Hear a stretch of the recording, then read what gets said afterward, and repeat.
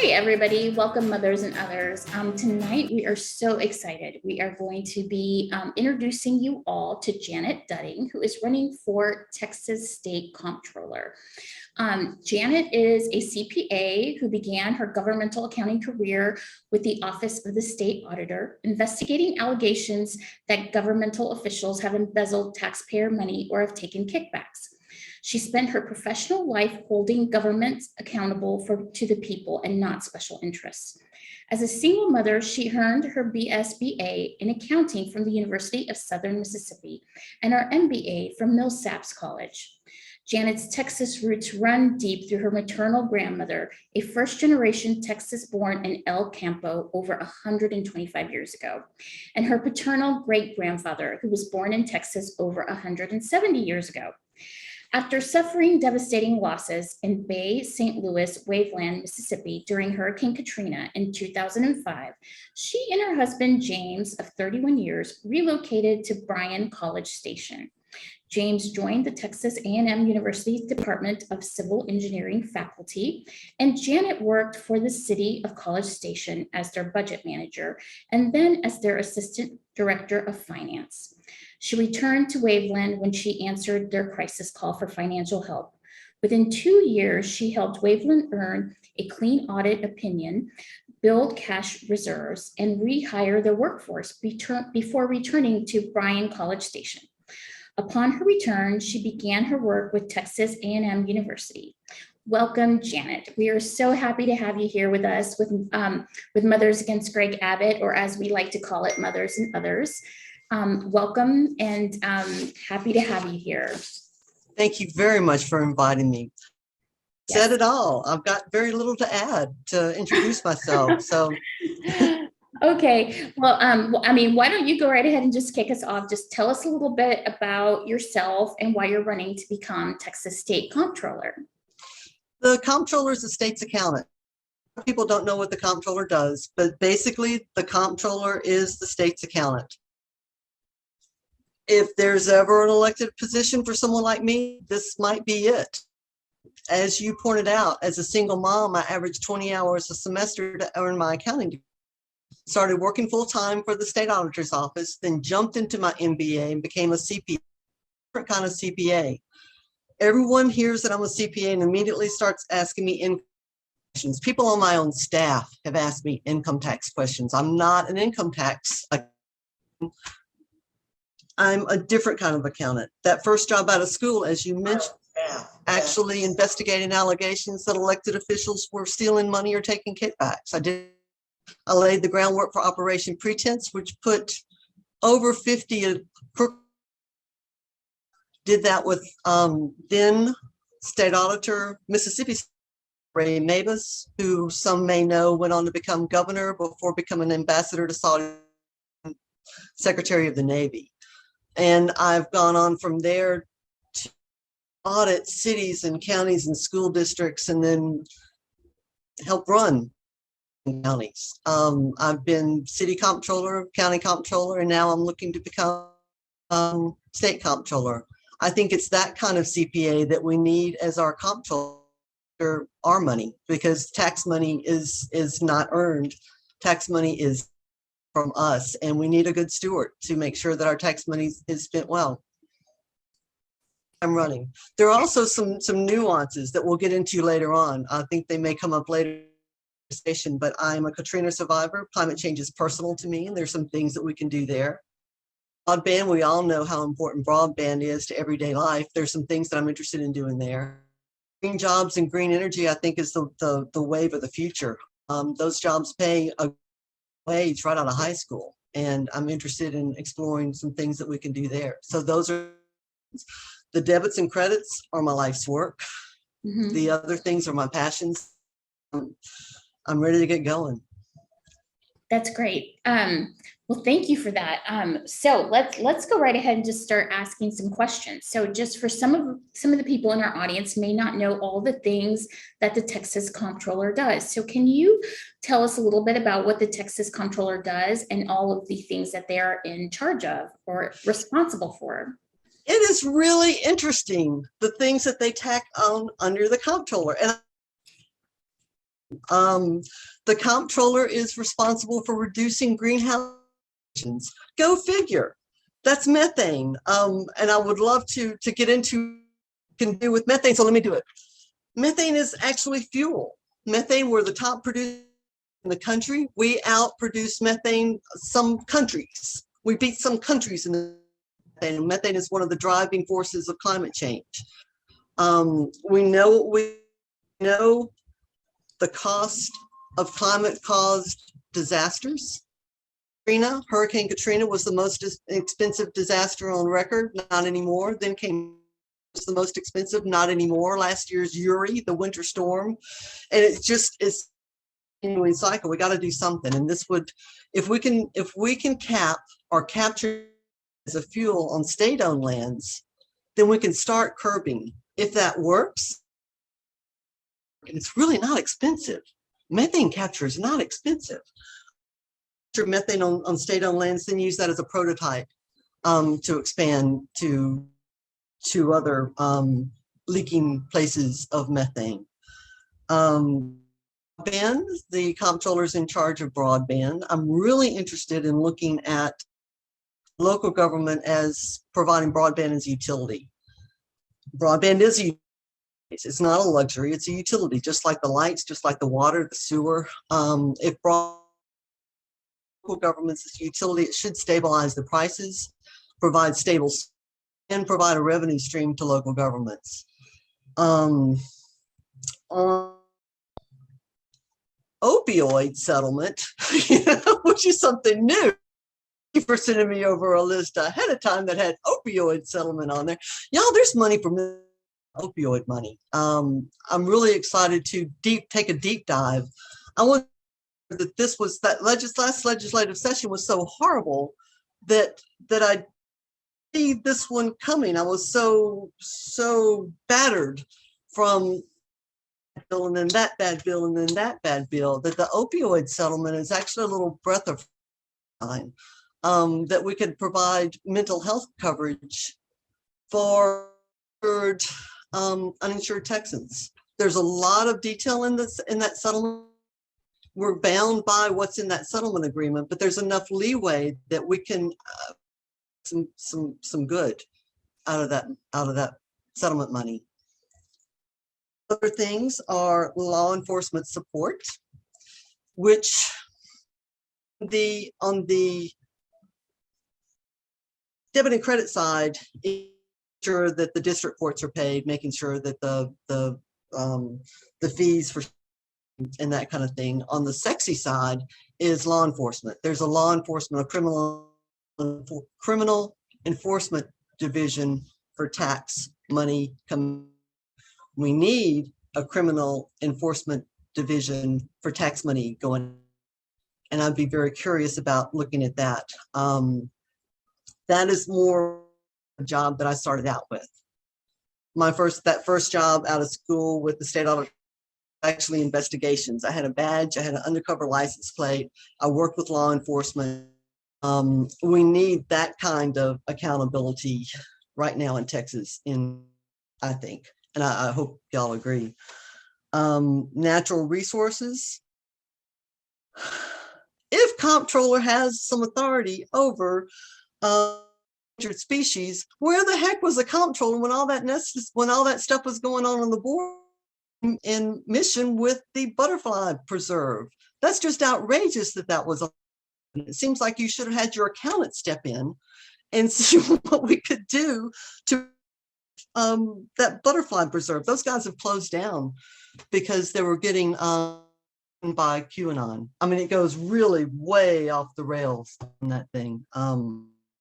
Unclaimed property, which is basically, but an easy way to think about it is you've closed a bank account, but you didn't really close the bank account and still has. So that money after several years comes to the comptroller's office, and the comptroller tries to find you to let you some money. Or you've got a state check, it was never issued, it was never cashed, check is owed you, so that after it sits on bank reconciliations, comes to the comptroller's office and we try to find you to get your money back. Let's see, natural resources. is there's several loans. Most of these are aimed at governmental units, local governmental units, or other governmental units, to look at something that would get energy efficiency towards homeowners, towards residents. The size of the loans between $3 and $8 million, that's way too much for a resident. But the residents, we know, so bad during the storm because they were just not used to winter here, and having some money to tighten homes, I think, would be, whether that flows through local government. I need to take a talk to the stakeholders, but there's some good to be done there. Let's see, energy, that's energy and conservation resources was the butterflies, and then treasury, which is everything from to the treasury function, the investment throughout the state. It's not very sexy, but some people find it very, very sexy. The comptroller gets a lot of money from investors, from investment bankers and companies and things like that. So it's very sexy to some, but the course on the investments. Have I left anything out? I know it was sort of a lot. I think you pretty much got everything, but let's take a deep dive into broadband, because that's a new office that the comptroller is going to be in charge of. It's a new department. So during this last legislative session, there was a bill that was passed, and that bill was funded with funds from Biden's COVID bill. So it was put together with funds from Biden's COVID bill, and it allows it allowed the state of Texas to create an office for broadband development. So it's a pretty new office, and it was a bipartisan bill that passed through the Texas Congress, which was great news.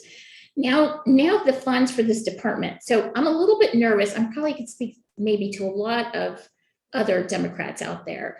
There's this new department, it's broadband. We've had years and years of Abbott promising broadband to rural Texas, and then reneging a little bit and taking things a step back, and then also, not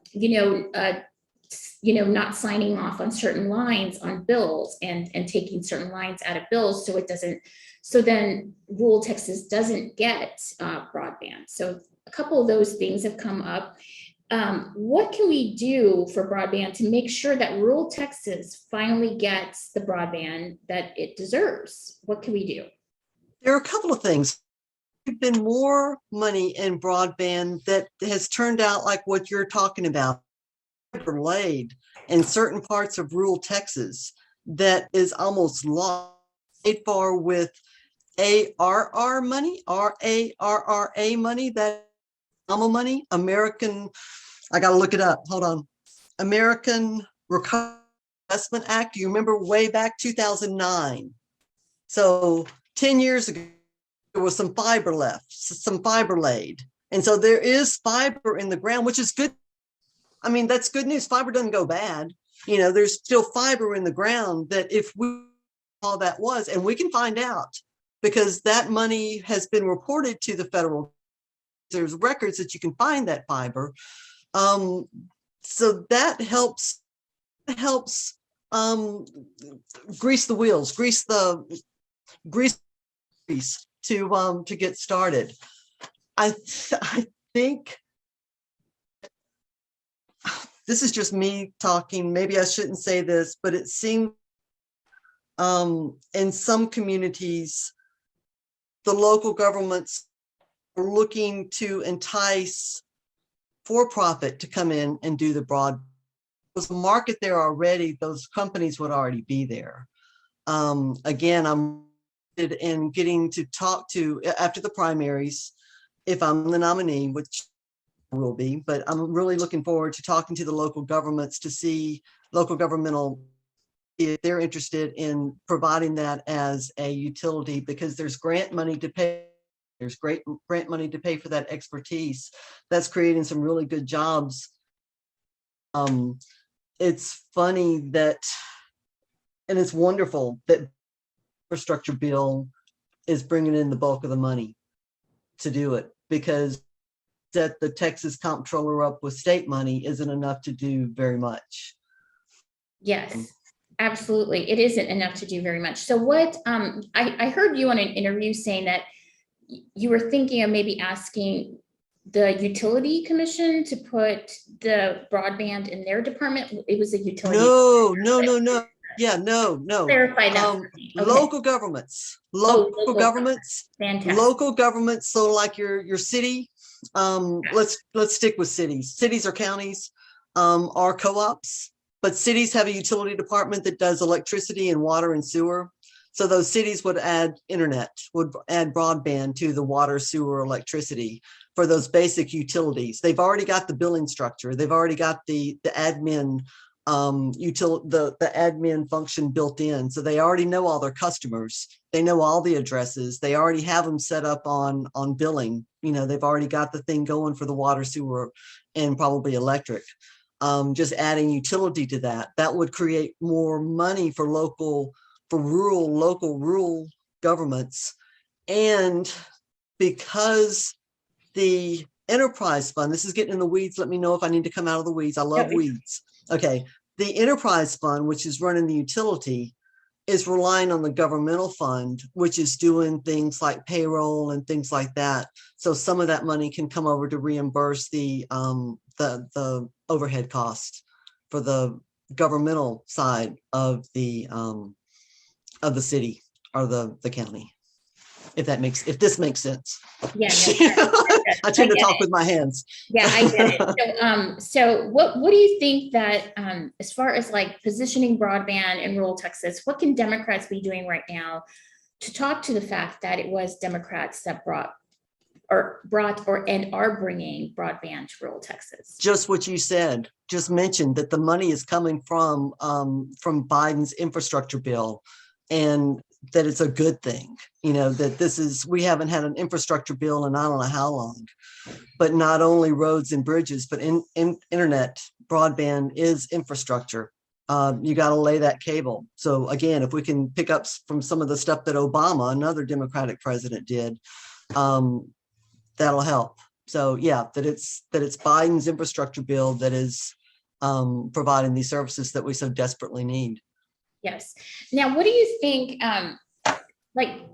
Greg Abbott a few weeks ago sent a memo out to all the heads of department across the Texas state government, saying that before they accept any more money from Biden and from any bills that the infrastructure plan passed, to really take a look at the money that they're being given and look at it closely and examine it. And he didn't really say accepted or not accepted, but it was sort of an innuendo in that memo to maybe possibly not accept the money that is coming from the federal government to the state of Texas. So what do you think about that memo that Greg Abbott wrote? Totally irresponsible, completely irresponsible. These are needs that we have all across Texas that haven't been addressed in, how long have the Republicans been in power? They haven't been addressed they have not been addressed. Looking at our roads, looking at our bridges, looking at our broadband capability, especially in the time of COVID, where we need broadband and we can't get online. These haven't been addressed. They're addressing critical needs, and transmission lines is another one. It's completely irresponsible that he would imply, don't take this money. I'm so sick and tired of the good old boys. We can do it better our way. No, you've proven you can't. You've proven time and time again, you can't. Look at the grid designed by ERCOT. Designed by Enron for ERCOT that failed. Energy capital of the world. This didn't work out so well. You know, I have been around good old boys my entire adult life, and bluster. Yeah, stop it. Stop the fear, stop the bluster. Let's get going, fixing some things that we need to get fixed. Yes. Is how I feel. Yeah, no, agree. Well, let me tell you 100%. how I really feel. No, that's how I Yeah. feel. No, I It's totally. irresponsible. Yeah, just Yeah. irresponsible. Plus, it's our own money too. So why It can't we get some of our own money coming back to Texas since we it paid into the kitty, right? it is our own money. And coming in the middle of a pandemic where we need to stimulate the economy, or we need to create good jobs. We need to create jobs with benefits. Mhm. This is the federal government is the only one who can operate on a deficit. Everyone else must balance the debits and the credits. Only the federal government can come to the rescue in a disaster, which is what pushed this money through.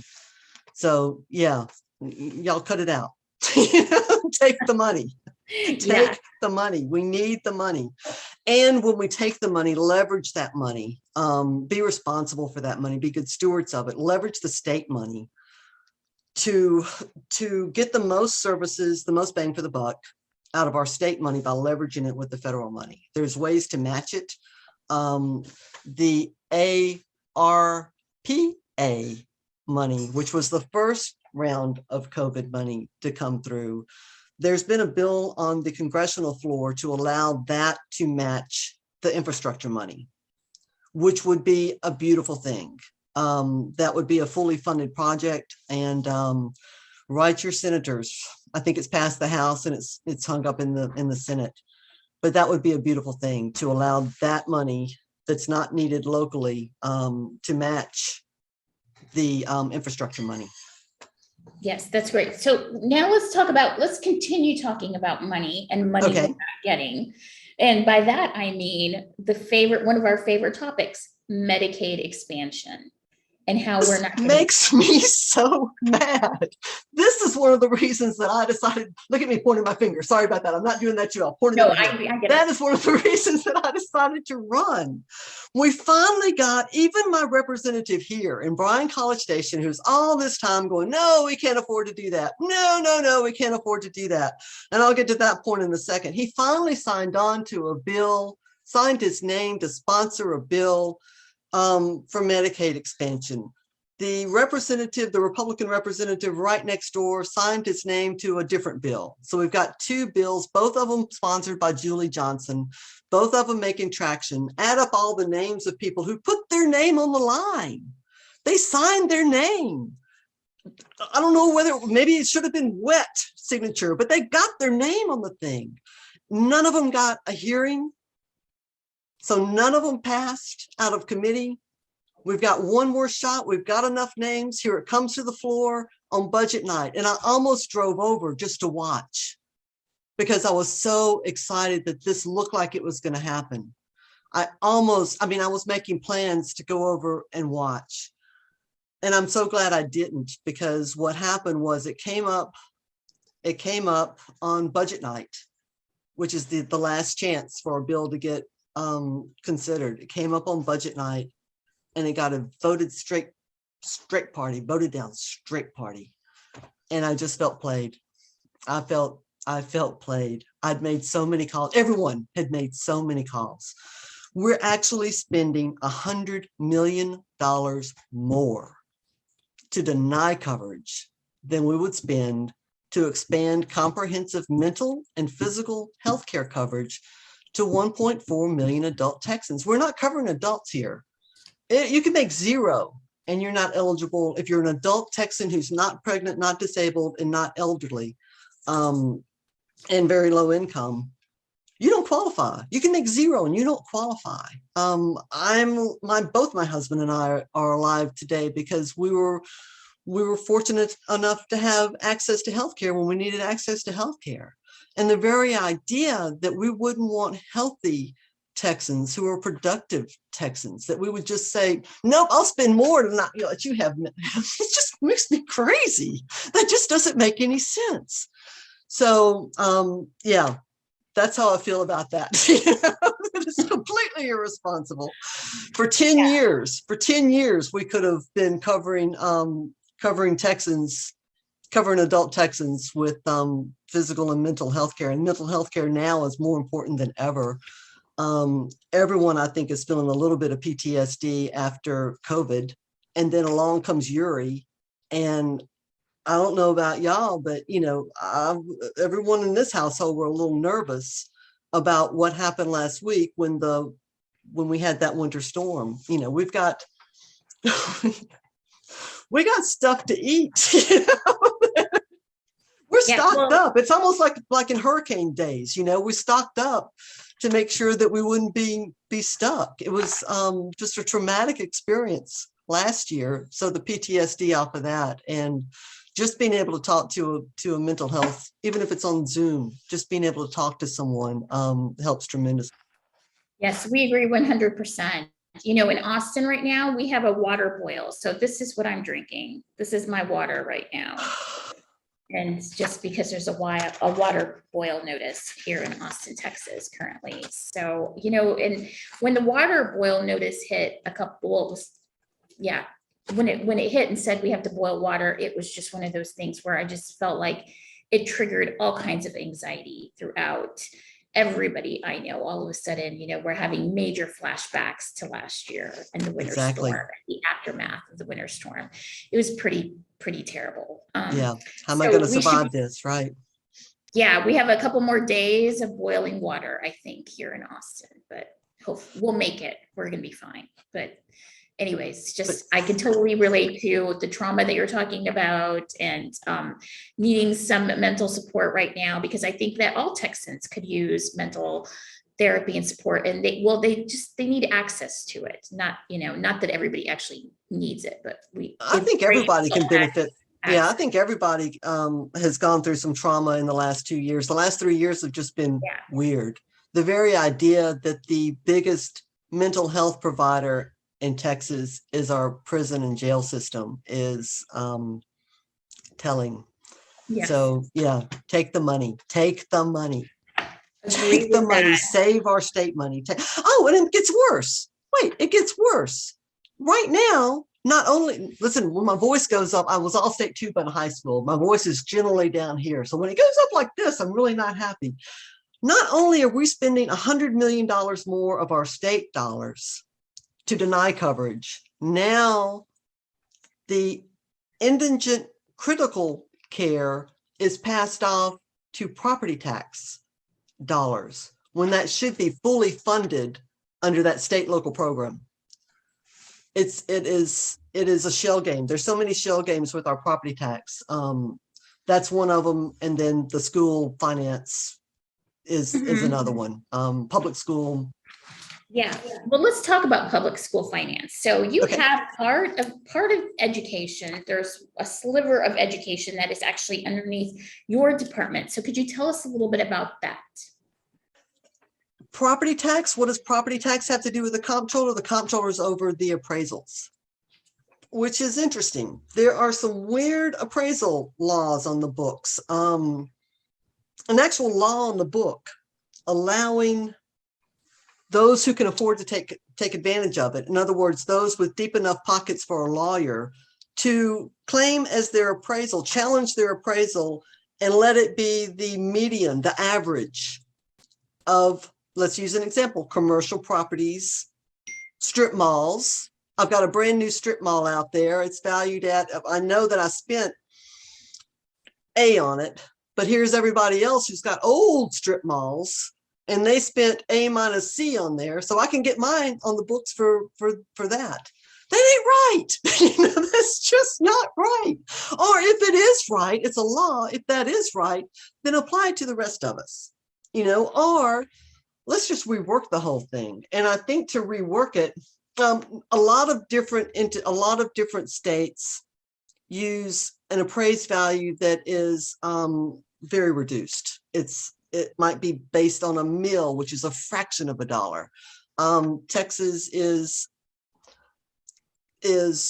I'll call them unique. I'll call us unique. Texas is unique that it's should be, the law says that it should be based on current market value. In other words, what you can sell your home for. They're not supposed to have access to the sales price unless you give it to them. But there's been some appraisal districts who have contracted with MLS, the realtor listing service, and gotten those sale prices. It doesn't it doesn't matter to the big boys.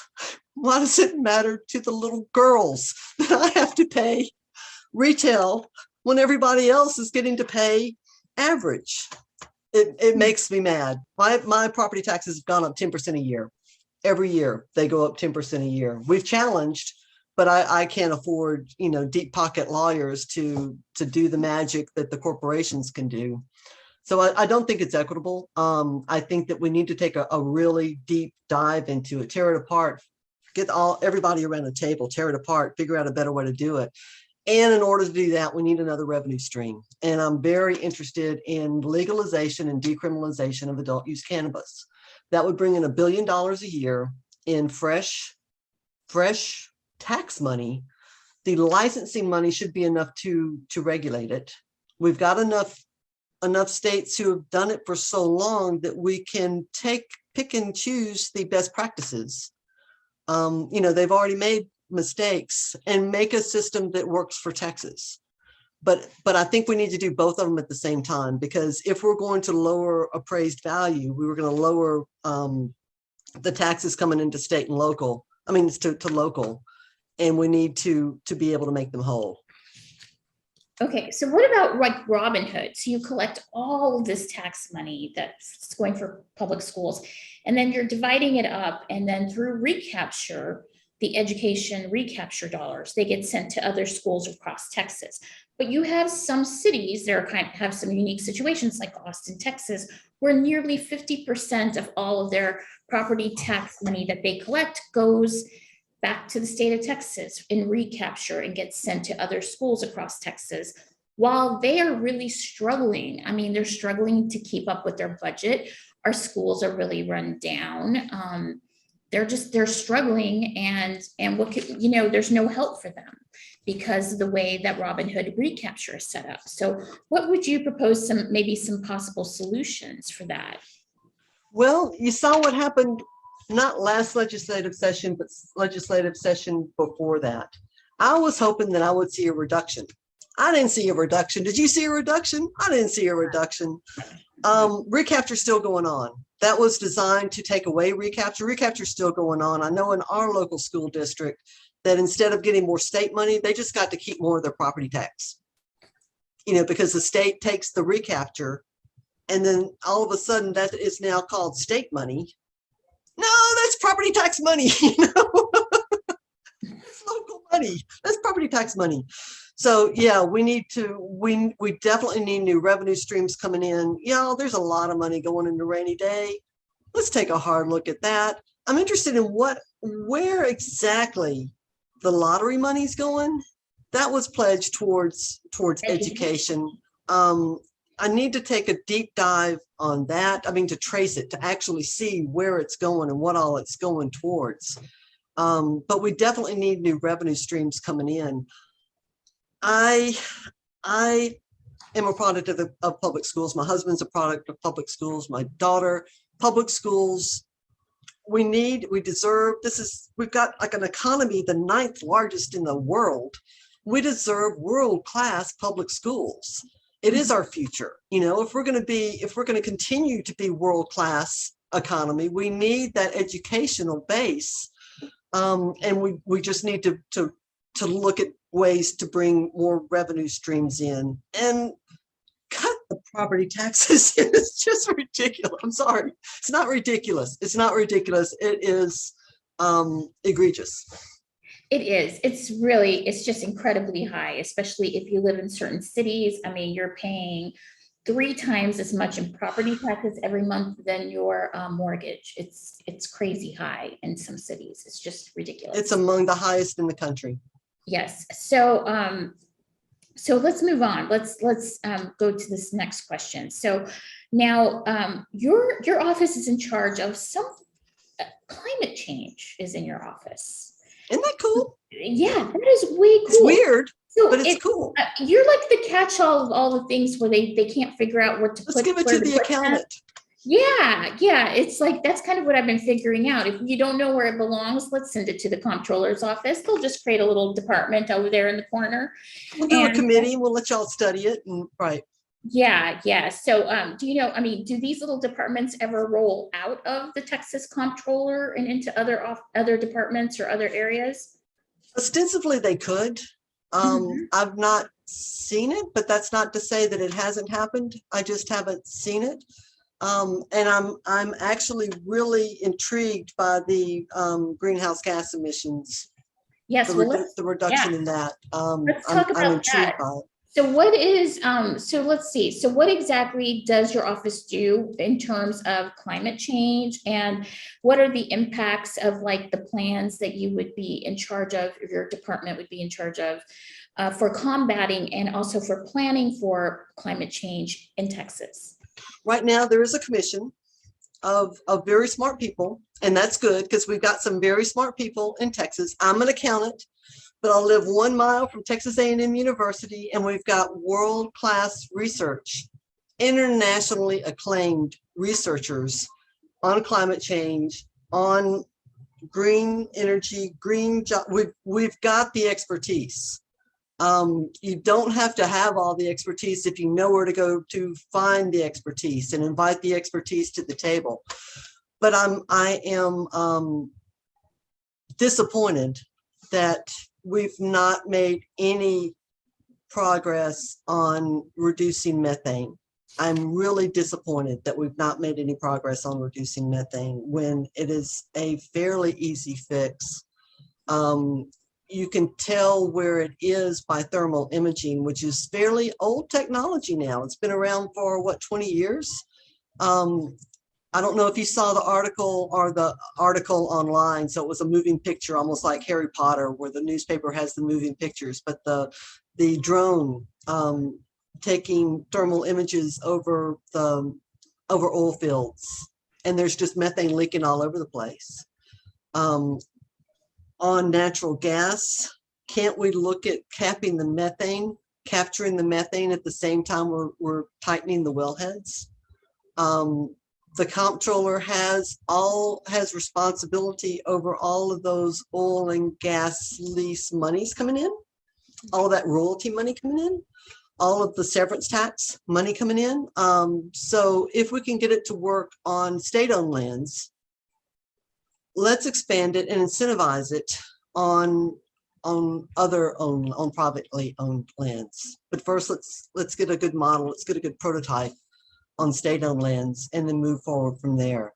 That's not the only greenhouse gas emission, but that's the one that is, it's not low-hanging fruit. And I'm not naive enough to think that it will be low-hanging fruit, but it should be fruit within reach.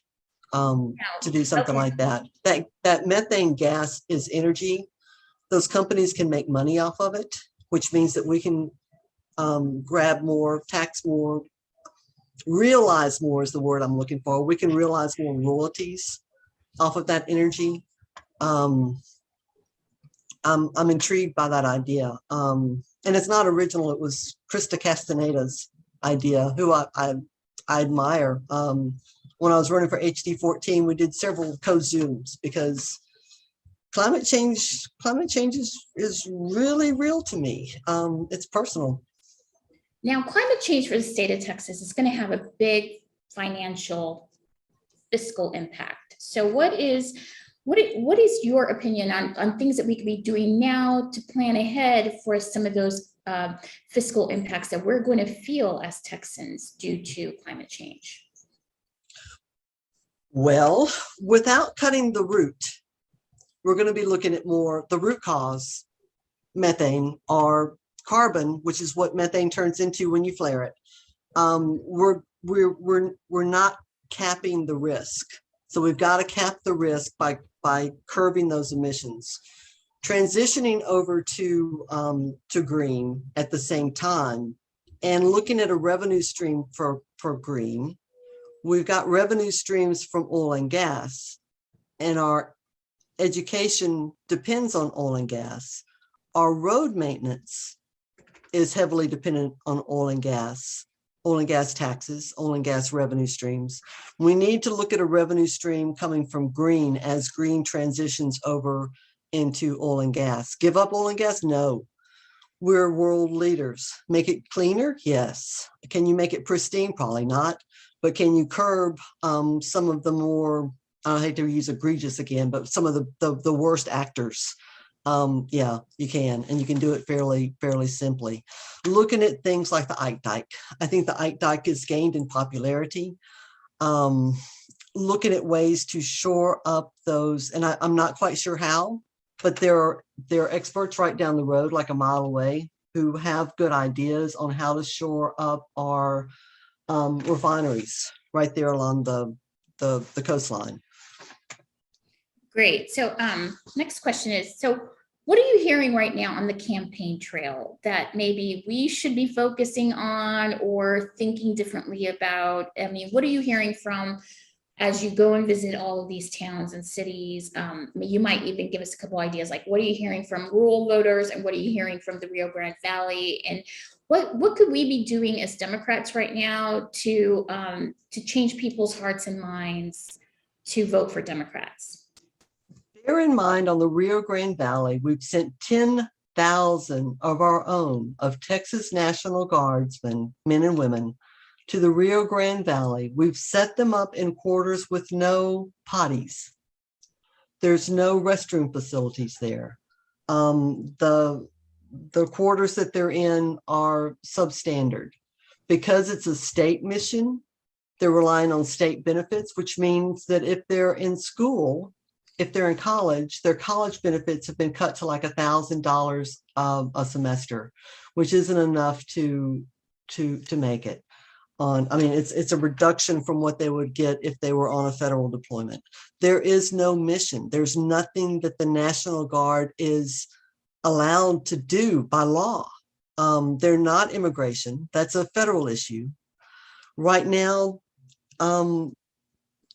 refugees, immigrants are coming across and they're being lured onto private land and captured and put into local jails, because on public land, there's no authority for anybody to do anything unless you're border police. You know, it's a very expensive use of our tax dollars for what seems to be political theater. That's what I'm hearing there. Everyone needs mental health.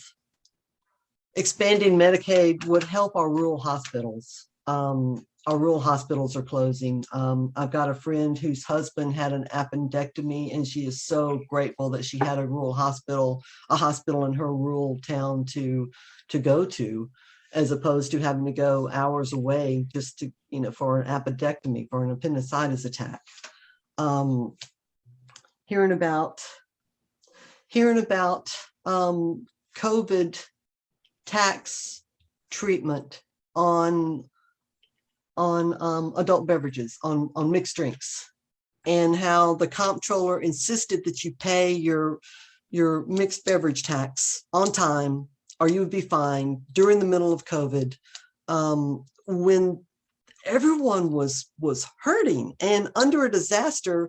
You can issue special dispensation, so that those small businesses that were struggling bad that time wouldn't be overly just adding trauma on top of trauma, and other things like that. I mean, it's all over the place, but basically people just want someone to look out for them. People are tired of what they see as corporate giveaways. People want someone to pay attention to the fact that they are the ones who are paying the money that's being wasted, and to stop wasting my money, is what I'm hearing more and more and more. I mean, across the board, that they're ready for someone to, not afraid to buck the system and call out the facts, just call out what's being done, call out where the money's going. Accountability. It all boils down to accountability, to hold the good old boys accountable while holding Texas state government accountable to the people who pay the taxes to the state government. Okay, that's great. So we have about 10 minutes left. Does anyone have any questions? Anyone in the audience? You guys could send them to Vanessa and she will text them to me. If anybody has any questions?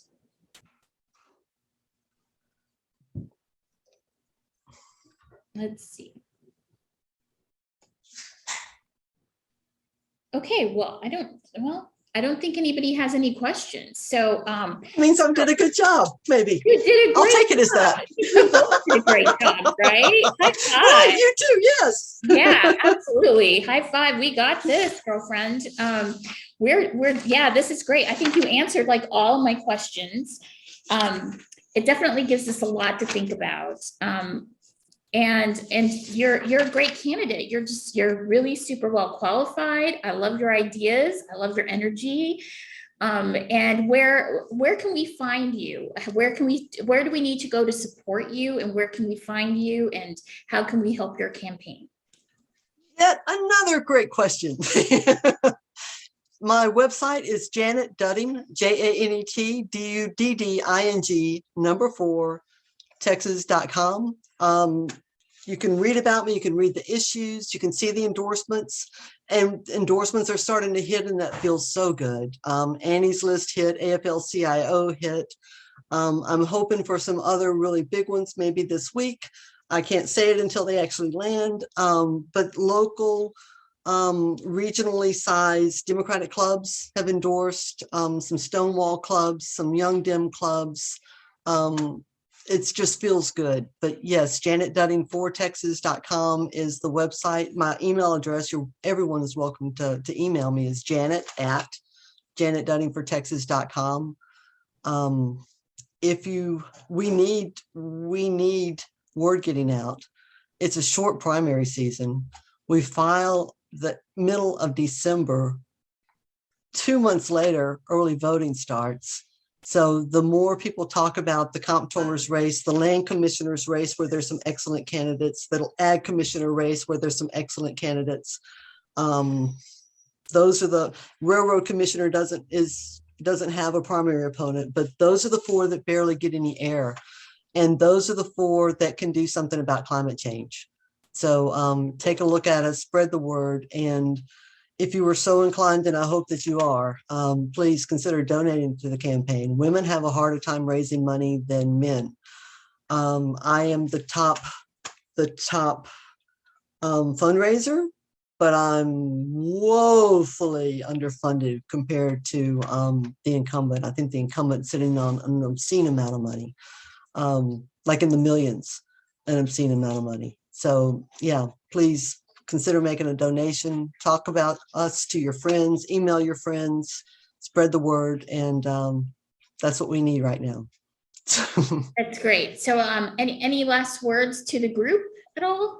Thank you very much for letting me zoom in. This has been fun. I love talking about debits and credits. My team always says that you're getting too far into the weeds. So to get a little bit in the weeds made me very happy. And I really appreciate that. I just gratitude of being included, being asked about the campaign. The early vote starts on Valentine's Day and goes all the way until March the 1st. And hopefully the cream of the crop will come out the other side. We have a chance for a really strong slate, and those awful maps that aren't even subtle, like in my county, 3 minority majority precincts in incorporated Bryan swap for rural good old boy precincts. They're not even subtle. Those maps don't matter statewide. We had enough new voters, we had enough new residents for 2 new congressional seats without even counting, without even trying. Not a penny of state money went towards the census count. So the voters are out there. We just need to get the word out. Don't give up hope. Hang on to hope, because we have a shot to actually do some things that we'd all like to see done. Yes. Things that make sense. Yep. You hear that, mothers and others. Don't give up hope. Let's go. We got to go and be boots on the ground and help out Janet and help get the word out about voting for her for Texas State Comptroller. So Janet, I am so happy that you found time and I found time and you met with us tonight, and it just kind of, it all worked out. So thank you so much for taking time to meet with mothers like Abbott, mothers and others. And I can't wait to meet you on the campaign trail. And next time you're in Austin, please, please, please reach out. I would love to meet up with you and just kind of get to see you up close and just, listen to you and help you out maybe. So That sounds wonderful. great. Let's share a cup of coffee. Hey, I'm all for coffee anytime. That sounds so great. Okay, thank you so much. And thank you so much for your time. I really appreciate it. And we'll see you on the campaign trail. Sounds great. Thank you very much. Thank you. Bye-bye. Bye.